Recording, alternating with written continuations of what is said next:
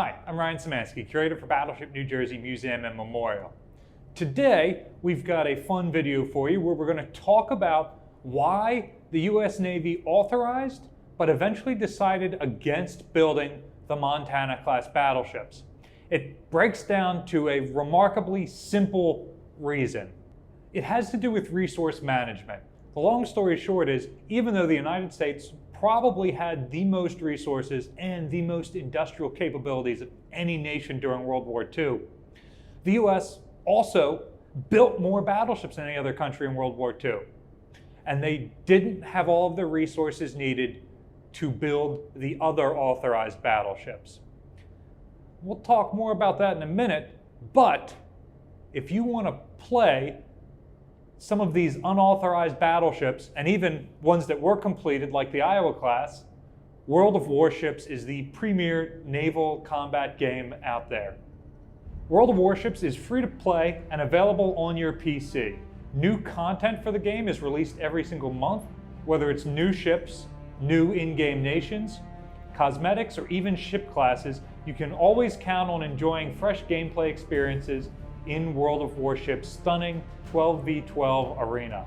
World of Warships has more than 40 unique maps and dynamic weather. You have multiple ship classes to choose from, so you can conquer the oceans your way by using big-hitting battleships like the Iowa class, available at Tier 9 on the United States Battleship Tech Tree, quick and devastating destroyers, do-it-all cruisers, sneaky submarines, and if the skies call your names and you're a traitor to battleships, you can play as aircraft carriers.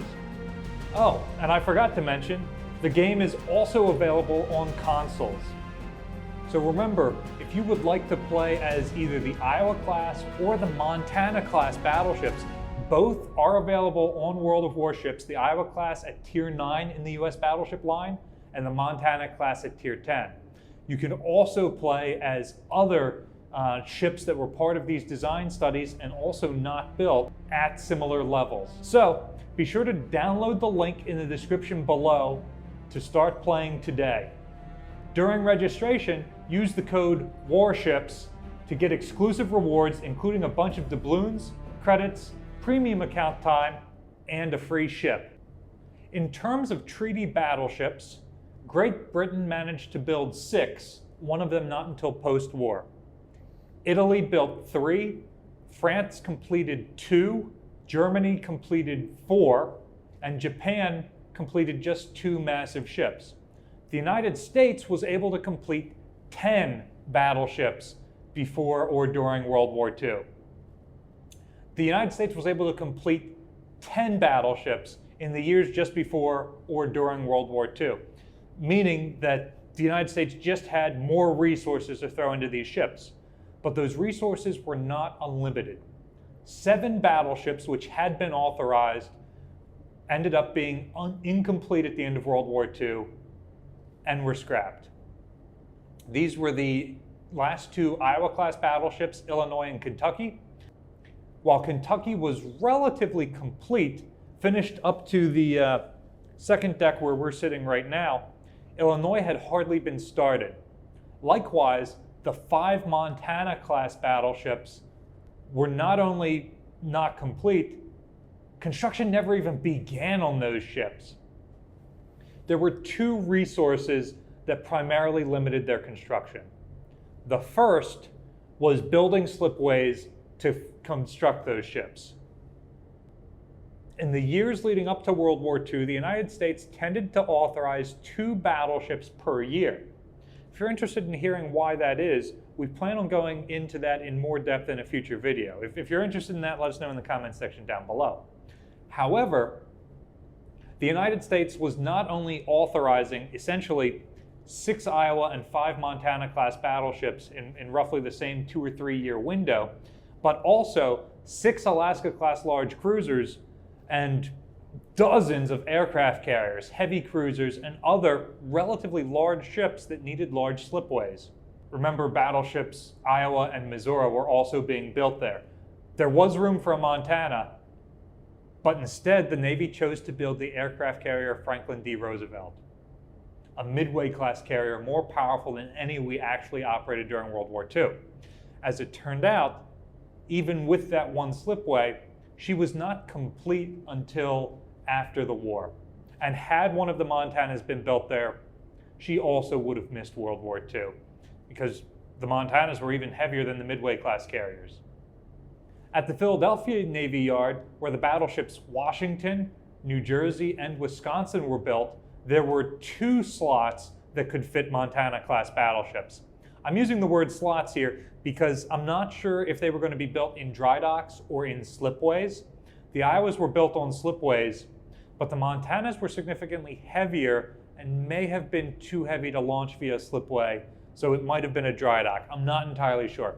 Regardless, rather than building just 2 capital ships and tying down all their resources, the Philadelphia Navy Yard chose to build, well, the Navy Yard didn't choose, but the Navy chose to use the Philadelphia Navy Yard slots to build a variety of destroyer escorts all at the same time, 2 separate batches of landing craft. Again, they were able to build multiples at one time. 2 Baltimore-class cruisers, which you can play in World of Warships on the American cruiser tier. The Essex-class aircraft carriers Valley Forge and Antietam, also available in World of Warships on the carrier tier. And 2 Oregon City-class cruisers, which are somewhere evolutionarily in between the Baltimores and the Des Moines class. The Des Moines class is probably the best American cruiser you can get in World of Warships. So, for the space that you could have occupied for 2 Montana class battleships, which again, likely would not have been completed during the war, the US Navy was able to instead work on 4 heavy cruisers, 2 aircraft carriers, and a ton of LSTs for all those island hopping operations, and destroyer escorts for the Battle of the Atlantic. So that was 3 of the 5 Montana class. There were other slipways for them, but the uses were similarly prioritized. Smaller ships that were faster to construct that could have been completed during the actual war, or ships that were just a higher priority, an armored flight deck aircraft carrier, were chosen instead of yet more battleships. In fact, originally the Montana class battleships were going to be Battleship 65 and up, and the US Navy chose instead to build 2 more Iowa class battleships because those designs were already completed, and they required a less substantial slipway, thus bumping back the Montana class even further. And those 2 Iowas were not even completed, even though they were significantly smaller. So there was no way the Montanas were going to be completed during the war. But slipways was only one half of the problem. The other half was armor plating. The United States built tons of steel. There was just about enough to go around, although the country did huge scrap metal drives to be able to build all the aircraft, tanks, battleships that it was simultaneously constructing. The major issue was the length of time it takes to build armor plating steel, which is why we're sitting here where you can see the 6-inch thick armored deck. It takes a long time to build armor like this, and the US only makes a finite amount during World War II. Thomas Heinrich's book, Warship Builders, has a chart in it that talks about the armor production available in the United States and what it's allocated for. So for example, in 1939, before the United States enters World War II, the US builds just about 7,200 tons of armored plate. Rough rule of thumb, this isn't entirely accurate, it's a little bit of an exaggeration, but roughly 10,000 tons of armored plate is needed for a World War II era battleship. A little bit under 10,000 tons depending on the size of the battleship. So in 1939 alone, the US Navy only made 7,200 tons of it. So roughly 1/3 of what they needed for the 2 battleships that they were building in year 1939.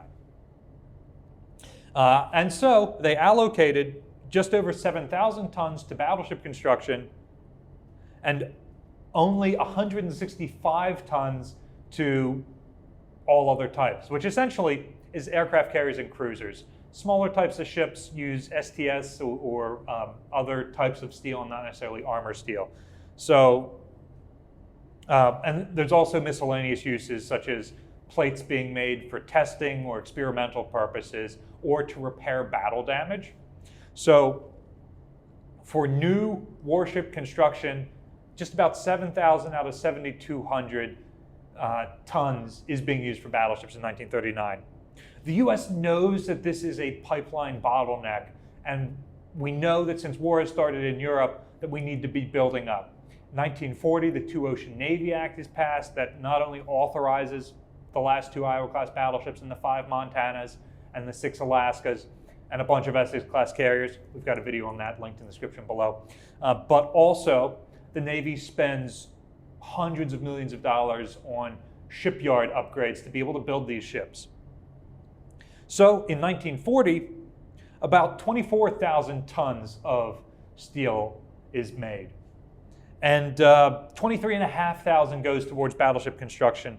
Only 380 tons go to aircraft carriers and other miscellaneous. So you can see, even in 1940, the battleships are getting the bulk of the construction, but none of this has gone to the Montanas yet.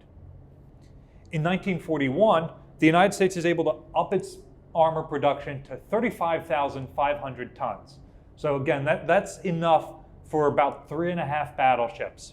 However, 24,500 goes to battleship construction, about 10,500 goes to carriers, cruisers, and other types. In 1942, things finally turn the other way. 67,500 tons of armor plate is manufactured, but 36,000 goes to aircraft carriers and cruisers. Only 31,500 goes to battleships, only. That's still more than any other country is doing.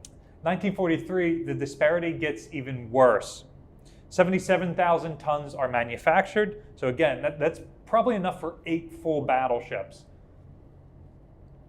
However, 46,500 tons go to the aircraft carriers and other ships. 30,500 go towards battleships. 1943, Iowa and New Jersey are completed. Both had construction delays because of a lack of armor plate. The armor had to go on before other stuff could be constructed. In fact, here at the Philadelphia Navy Yard, they were rerouting trains going to the New York Navy Yard with armor for Iowa to steal it for New Jersey so they could keep up their production schedules. Likewise, by this time, Wisconsin and Missouri have already been laid down, so battleship armor is in short supply being used by the Iowa class. Even though it is 3 years after the Montanas have been authorized, not a single ton of armor plate has been able to be laid aside for Montana class construction. And the Montanas have the thickest plates ever designed for American battleships, that were authorized at least, which means it takes even longer to make those plates than it does to make the plates for the Iowa class. 1944 and 1945, battleship armor construction basically goes down. 44, the last American battleships are completed, Wisconsin and Missouri. 83,000 total tons. 68,000 of it goes to aircraft carriers. Just 15,000 go to completing Iowa-class battleships. In 1945, there's 86,500 tons, with 40,500 going to the carriers and just 7,000 going to the battleships. That's the same amount as in 1939 pre-war. So you can see the United States is making enough armor plate for battleships, but not if we also want to build the cruisers that are going to escort the battleships and the carriers, and the carriers themselves, which we're now making in larger numbers and adding more and more armor plate to. While Essex-class carriers don't have any armor plate thicker than 4 inches, the Midway class are very heavily armored ships with both an armored flight deck and an armored belt. So that shows why American resources limited the amount of production we could do. Even though we outproduced everyone else in the world by leaps and bounds, there was not enough production capacity to make everything we wanted to. And so, with carriers taking center stage, and with already 10 fast battleships completed, more than any other country, the Navy could not find the building slipways or the armor plate to be able to build the Montana class battleships, or even complete the last 2 Iowas. Can you think of any other reasons why the Navy might not have completed the Montanas? Let us know in the comment section down below. Obviously, them not taking 4 years to construct means that they probably would not be finished during World War II. But what else? Let us know down below. Also, let us know what ships you're currently playing in World of Warships. Today's video was sponsored by World of Warships, available on PC and gaming consoles. There's a link in the description below to register. Remember to use the code Warships when you register in order to get exclusive rewards, including doubloons, credits, premium account time, and a free ship. And let us know what ships you're playing. Battleship New Jersey receives operating support from the New Jersey Department of State, also a number of other businesses and private individuals. We'd like to thank World of Warships for supporting today's video. If you would like to support the museum and our YouTube channel, remember to like, share, and subscribe so more people find out about us. Thanks for watching.